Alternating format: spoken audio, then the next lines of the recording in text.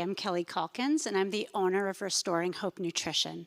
I talk to so many middle-aged women who are experiencing menopause or having all these symptoms. I've had so many conversations here, and I want to talk to you about check engine lights. And it might sound weird to hear that I have a nutrition practice and I'm talking about car things, but check engine lights are the way your body uses symptoms to communicate to you that something is wrong.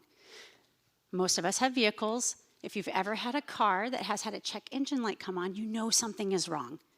Would you ignore that check engine light and keep driving? And then if your car broke down, would you be surprised? Okay, but we head into middle age and we ignore our check engine lights, and then we act like, oh my gosh, how did my body fall apart? Why am I peeing 5 times a night? Why am I gaining all this weight? Why do I have a pooch that's lovingly called a menopooch? That's not loving. So what I want to do is I want to empower you, and I want to give you practical tips. The 3 big things that I most often hear is struggles with weight, struggles with sleep, and struggles with mood.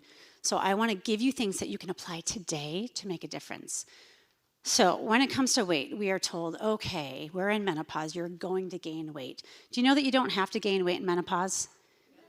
I had a hysterectomy at 29, so I'm 47. I've been in menopause a long time for my age.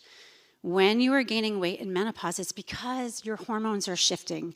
Your food doesn't process the same, and your blood sugar deregulates. So when you eat the same things you've always eaten and done the same diets or tricks you've always done, or you exercise the same way, your body is not going to respond because it's a different body than you had for your pre-menopause life. So what can you do? Well, first, you can eat more protein. We subscribe to calories in, calories out. It's a bunch of crap. If you don't eat enough calories, you damage your metabolism. Once you damage your metabolism, it doesn't matter if you eat everything or nothing, the needle will not move. Second, you need to not over-exercise because that is inflammatory. Your body doesn't know if it's a bear or if you just want to look hot for summer. It's going to raise your cortisol. It's going to stress you out. You need gentle movement because if you are inflamed, you will never lose weight, okay? Protein. If you're not eating enough protein, guess what? Your body still needs it. So it eats your muscles and it liberates the protein. And this is why as we head into menopause, we get squishy and puffy and soft. Doesn't sound hot.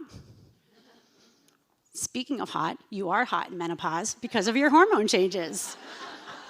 And that's going to mess with your sleep.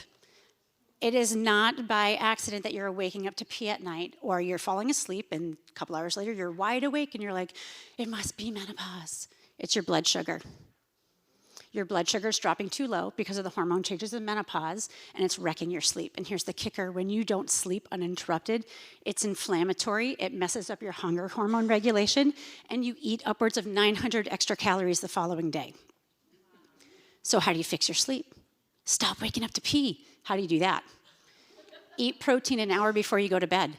It will start to stabilize your blood sugar response so it doesn't drop so low and your body doesn't wake up because it doesn't want to die. Okay? Mood. Mood is another big thing in menopause because of our hormones. We're over-exercising. We're abusing our body through diet, really, and lifestyle. So what do you do for mood? You be mindful. You don't eat crappy food. If you are not eating nutrient-dense food, it's garbage in, garbage out. It's just the truth of it. So what do? You want to have protein with every meal, 20 to 30 grams on average. You want to have fiber with every meal, 8 to 12 grams. Protein and fiber will stabilize your blood sugar, which stabilizes your mood. Did you know that blood sugar often causes symptoms similar to bipolar, borderline personality disorder, anxiety, depression? It's blood sugar. What else can you do? You can be mindful. Do deep breathing. I had to do that crap when I got up here because I don't want my blood sugar to be whacked out because it's going to make me overeat. It's going to make me sleep like crap. Also, it raises your cortisol. How many of you guys have extra padding right here? This is cortisol. Your body can only hold cortisol in your belly. So when your cortisol is high, your body has to hold it somewhere. It creates more fat. You want to know a cool tip to lower cortisol? Okay. At bedtime or after you exercise, because remember, bear, hot for summer, doesn't know the difference. Lay down and put your feet up the wall. It puts all the blood to your digestive organs, and it lowers your cortisol. Live better. Don't ignore your check engine lights.